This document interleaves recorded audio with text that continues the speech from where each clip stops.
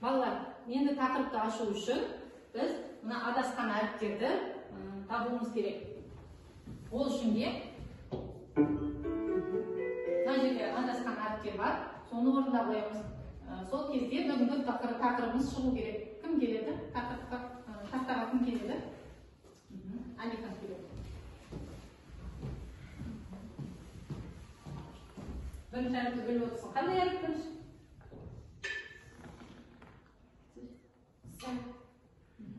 Tamam.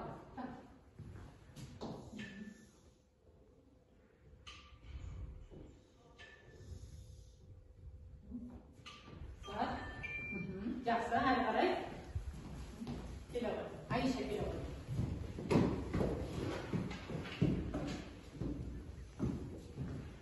Қандай сөз шығады? Келесі. Таптық па?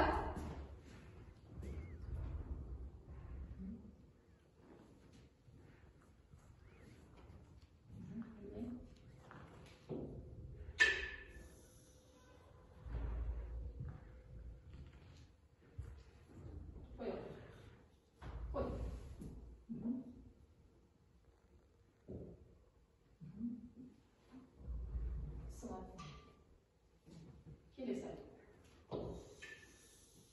Жақсы. Дұрыс келе жатыр ма балалар? Иә.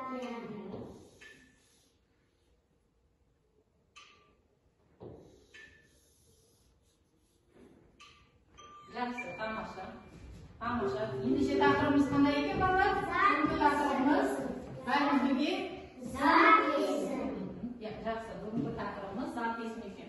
Балалар, енді тұсаукесу рәсімі, біздің кітапта берілген. Ендеше тұсаукесу рәсімі туралы кішкене тыңдап алайық. Содан кейін бірге талқылайтын боламыз.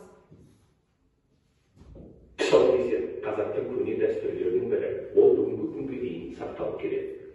Бұл рәсім кішкентай балаға арналған және оны бала тез аяққа тұру үшін жасайды. Тұсаукесу дәстүрі қазақ халқында тәңірлік кезеңнен бері бар деп саналады. Әдетте, бала алғашқы қадамдарды жасай бастағанда жүзеге асырылады. Көбінесе ол сәби жасқа толғанда жасалады. Жақсы, балалар. Енді балалар, тұсаукесу рәсімі туралы не білдік бұл жерде? Қандай рәсім екен бұл? Қай кезде орындалатын рәсім екен?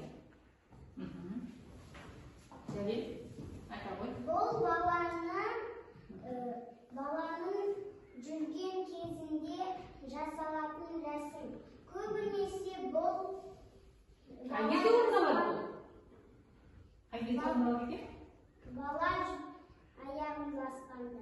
Аяғын тәй-тәй баса бастаған кезде орындалатын рәсім екен. Яғни ырым біздің ежелден келе жатқан, ежелгі ата-бабаларымыздан келе жатқан рәсім екен, иә? Ендеше отырады. Жақсы, жарайсың, тамаша. Балалар, енді қазір өткен тақырыптарды қайталап алу үшін біз білім жедел сатысы ойынын ойнап алайық, иә балалар? Қазір сіздерге екінші тапсырмадан 10-шы тапсырмаға дейін сұрақтар беріледі, қайталау сұрақтары. Соларға толық сұрақтарға жауап беріп отырамыз, жақсы ма? Міне, бірінші қабаттан 10-шы қабатқа дейін тапсырмалар бар. Соны ашатын боламыз. Енді бірінші қабатта не берілген екен?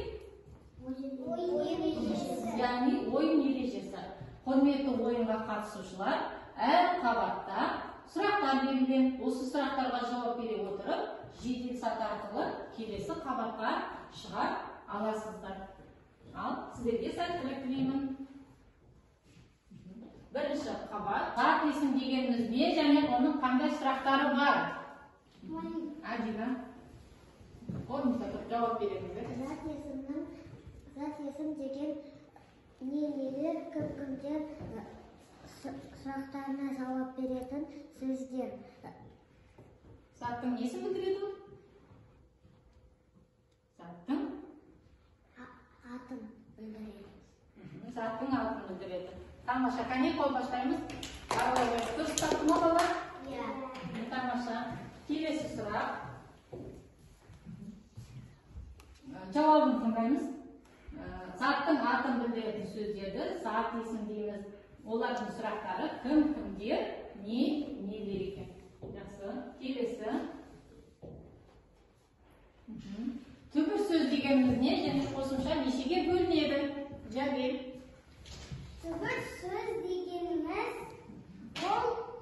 Сөздің одан әрі бөлінбейтін бөлігі, ал қосымшаның екі бөлігі бар. Біріншісі жалғау, ал екіншісі жинақ. Тамаша. Қане, қошемет дейміз. Тамаша. Жауабын тыңдайық.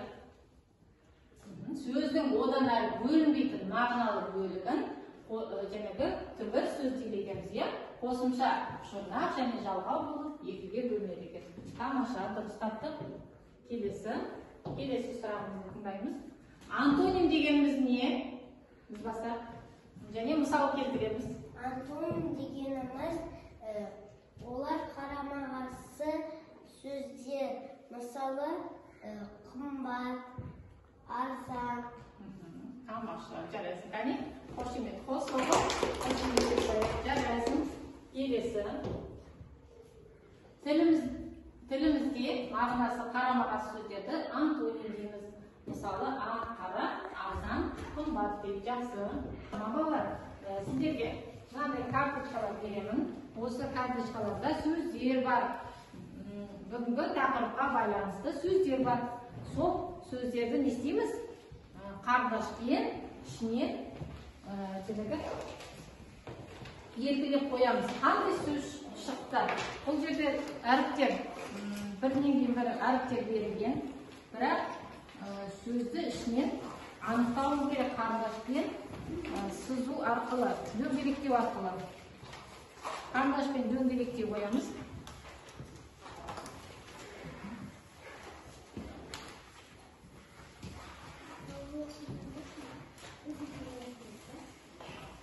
Қарындашпен дөңгелектеп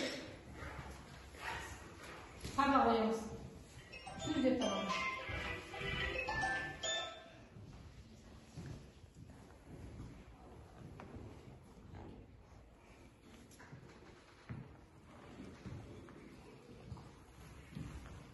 Қарындашпен дөңгелектеп қоямыз. Ерекшелеп бүгінгі тақырыпқа байланысты сөздер, яғни зат есімге арналған сөздер бар.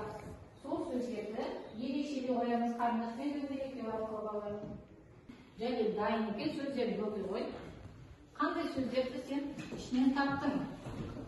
Клиент, ана, балық, әже, шөп, қалам, лимон, керек, дала. Жақсы, тамаша, жарайсың. Керемет. Ары қарай.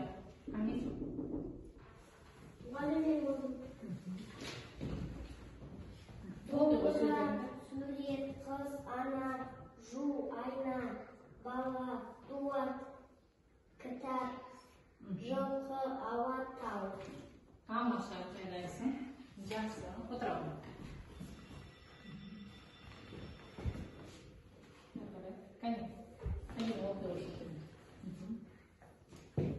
Жақсы, айтыңыз оқиды. Қандай сөздер таптың? Себеп, күн, ел, шие, мал, жолбарыс, қыз, тауық. Тамаша, жарайсың. Келесі, Алихан. Тапқан сөздерді оқиды. Қатты оқимыз балалар. Менде құмырсқа, батыр, содан кейін сәбіз, су, ауыз, домбыра, содан кейін велосипед деген сөздер шықты. Тамаша, жарайсың. Келесі, Айша, аяқтап. Оқи ғой сөздерін. Барлық сөздерді оқи ғой. Тапқан сөздерді оқимыз. Қуыршақ, жүргізуші, көгершін, қуыршақ,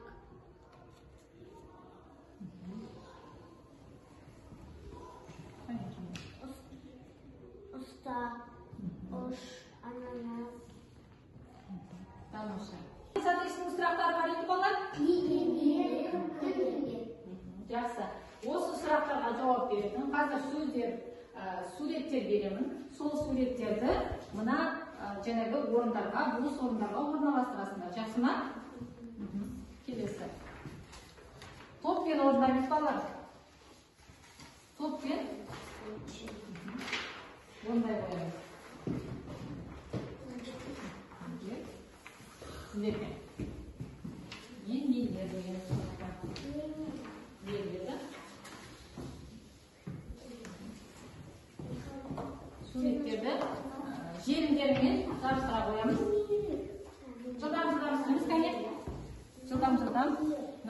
жабыстыра қоямыз. Суреттерді алып, жабыстырыңыздар балалар.